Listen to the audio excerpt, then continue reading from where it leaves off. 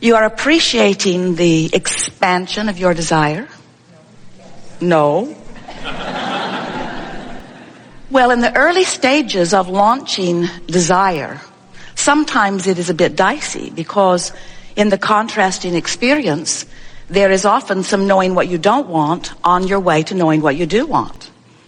And you have to really know the process. You have to know that it is a 3-step process and that in the knowing of what you don't want, there is an equivalent vibration of what you do want. In other words, on the other side of the wave. So the more you want something, the more its absence is uncomfortable. And the more the absence of something that you want is uncomfortable, the more you want it. But the whole process of deliberate creating is about deliberate vibration. It's about deliberately contouring your thought in order to achieve a vibrational frequency with who you really are, with what you really want. So we notice as we watch you that sometimes you are better at it than others. And sometimes you talk about it as if it is a sort of mind control. And it is to a certain extent, because focusing is about deciding. It's about determination. It's about deciding what you are going to think about and then thinking about it. But it's not only about that, because law of attraction plays a very big role in all of this. In other words, what you've recently been thinking about is active in your vibration. And what's active in your vibration sets up the parameters of what's available to you. So it's not like you can really know what you don't want and then just jump immediately to clarity about what you do want, even though it is known because it is the other side of the wave. But it's not known by you when you're focused upon what you really don't want. It is, however, known by the larger part of you, who you don't have access to right now when you're focused upon what you don't want. It's just such an interesting thing. So the harder you try from your place of knowing what you do not want, usually the more you stay in that vibration of what you do not want, because law of attraction just keeps feeding back to you more things like how you feel. And so the more you try to fix it, or the more you try to get clarity about it, the more you dig into it, usually the more active it is. And the more active it is, then the more stuff like it comes to you. And then you say, oh man, I ought to be able to control my mind better than this. And we say, no one can buck the current of law of attraction. It isn't about mind control. It's about finding a vibration that feels good to you, starting out as early as you can in the day or in the thought process about what you do want, and then maintaining the vibrational frequency of that as best you can and milking it from the place of feeling good. That really is the way that you shore up your vibration and hold yourself in the point of attraction that is most pleasing to you. So interesting to watch you, because a lot of times you've decided that you will be determined. I'm going to make this happen. I'm going to achieve the relationship I want. I'm going to achieve the financial situation that I want. I'm going to achieve the bodily condition that I want. And in that determination, that is a very wonderful thing. It's so good to know what you want, and it's so good to speak about what you want.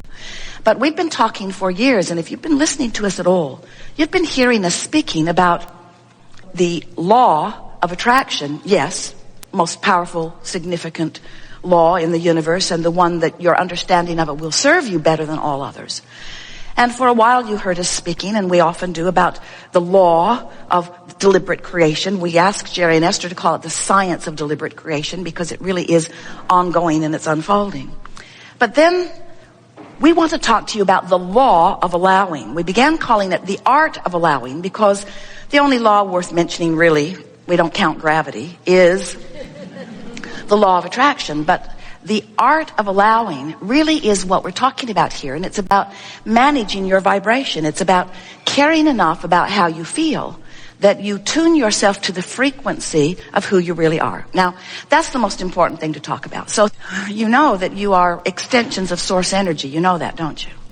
But you aren't just extensions of source energy in the sense that you were source and here you are an extension of that. You are extensions of source energy in a greater sense, in the sense that you are the ambassador of source energy. You are the leading edge of source energy. You are the pioneers of source energy. You are the physical manifestation of source energy. So here you are as leading edge creators, as enormous, essential catalysts to expansion, sifting and sorting and constantly launching these vibrational rockets. Now, you heard us say just now that when you know what you don't want, at many vibrational levels of your being, you know what you do want. Even consciously, you can say, well, I know I don't want that. I know I do want that. But it's much deeper than that. It's much more sophisticated than that. It's much more constant than that, where in every moment of your perceptual experience, you are launching these rockets, which means the larger part of you is becoming constantly. Now, this is the thing that most of our physical friends do not understand, but is so essential to your understanding if you are to understand your emotions or why you are here or how to be happy. And that is that with every expanding rocket or energy or vibration that exudes from you, and it does constantly all day, every day, that the larger part of you incrementally, and we only use that word because you're shooting the rockets off incrementally, but this larger part of you is incrementally expanding. So, that means that the possibility of you getting further, vibrationally speaking, from who you are is something to consider, because every time you know what you don't want, you expand. But the question is, are you taking the expansion or are you beating the drum that caused the expansion? You follow? Because when you know what you don't want, you expand. And if you know what you don't want, you expand some more. And if you talk about what you don't want, you expand some more. And if you join a blog, you expand some more. And those online chat groups, you expand some more. But the question is, are you going with the expansion or are you just causing the expansion? And the way you feel is your indicator of whether you're going with it or whether it's getting out ahead of you. And if it gets out ahead of you, then you don't feel so good.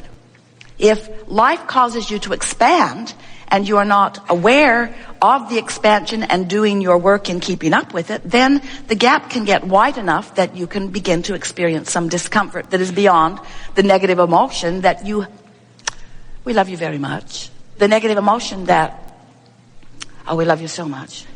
The negative emotion that you have come to accept as part of life. In other words, it feels normal to you to complain. It feels normal for you to feel resentful. It feels normal for you to feel embarrassed or fearful, or it feels normal for you. In other words, you know because you talk to others about the same thing and they tell you they feel the same way. And so you validate your negative emotion because everybody's doing it. And because everybody's doing it, it doesn't feel so weird to you, but it ought to feel weird to you because you're supposed to feel good. And when you don't, something's off, you see.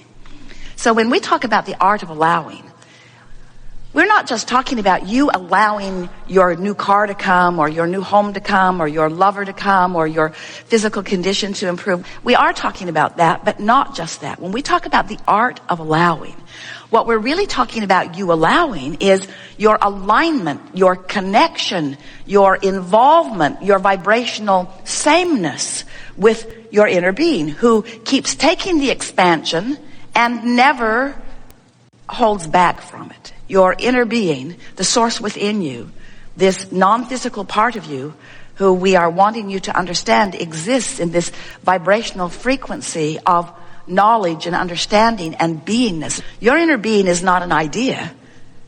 We would call it an inner idea. It's an inner being, an inner beingness. Your inner being bees. Your inner being is consciousness who bees. Consciousness who is life, who is eternal, who bees. So this inner being has taken all of the expansion that you've offered it through the living of life and is not holding back ever like you may be. So when you're beating the drum of justification or defense or rationalization, well, I feel this way because that happened to me and it shouldn't have happened to me, and that was an injustice that should not have happened, and so I'm just going to stand here in my righteous indignation and join others in my protest against the government or in my protest against this absurd policy that has just happened at work. Do you know they gave us a bonus and then they took it back? It's just ridiculous that they're making all that money and they're not giving nearly enough of it to me, and I'm working so hard and I don't think they are. That righteous indignation is justified maybe, and maybe everybody in your company and beyond would agree with you, but your inner being isn't agreeing with you, and that's the only agreement that is ever important to you. Your inner being stays in a place of positive expectation. No, not positive expectation, because expectation implies it is something yet to come. In positive beingness, because your inner being bees there and does not deviate from it. But when you aren't up to speed with your inner being, then you feel the deviation. Light, slight, severe, strong, that's what negative emotion is. It's your indicator that you're not up to speed with your expansion. Negative emotion is telling you two things. It's telling you first that you're not up to speed, but it's telling you something else really, really important that we so want you to hear. It's telling you you have expanded, the bigger part of you has expanded beyond where you're practiced. Don't you like knowing that? I have expanded beyond what I have learned to allow. Well, you know what that means? If you've expanded beyond what you have learned to allow, that means there's some good times coming to you, because the deliciousness of life, the true essence of life, the part of life that you call exhilaration or adventure, the part of life that you call passion, the part of life that you climb mountains for, or that you get into new relationships for, the part of life that you were born for, the part of life that you love the most of all is that moving in the direction of the further expansion. And we really want you to hear us when we say moving in the direction of it, because moving in the direction of it is all that you're ever going to do, because you're never going to catch it. Oh. That doesn't seem right. I'm never going to catch up with who I am. Not really.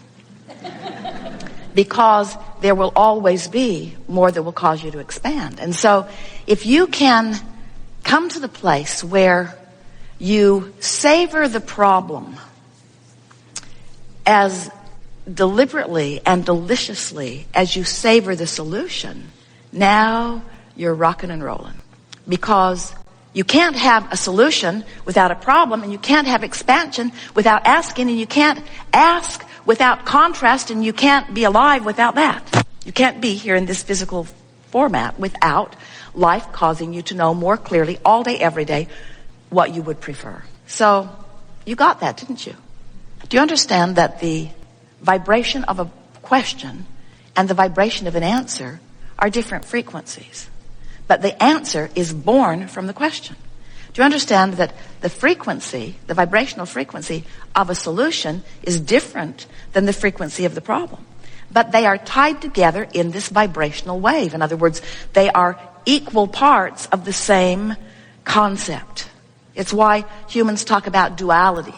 We don't follow that conversation too fully, because it takes you off on all kinds of wild goose chases. But it is so nice to know that you are constantly expanding, and that everything you feel, no matter what, is about one thing and one thing only. It's about your personal, in this moment of the feeling, vibrational relationship with that expanded version. Sometimes over the years, Esther has said, as she's standing in a place not feeling so good, and as she's been listening to us long enough to know that the worse she feels, the better we feel, what's up with that? If you were really a non-physical entity that was worth its salt, you'd have empathy for me and you'd come over here and comfort me. And we say, that's the thing that you got to understand and accept and come to adore about your inner being. Your inner being takes the expansion and holds that place marker for you, so that you can come into vibrational frequency with it. That's what guidance system is. Esther would say from time to time, Abraham, I think you should come over here and complain with me, because you know I'm right. You know I'm justified in this complaint. And we say to Esther, we're not coming. Come over here. No, you come over here. Come over here. No, you come over here. And of course, through the years, she's discovered we never come.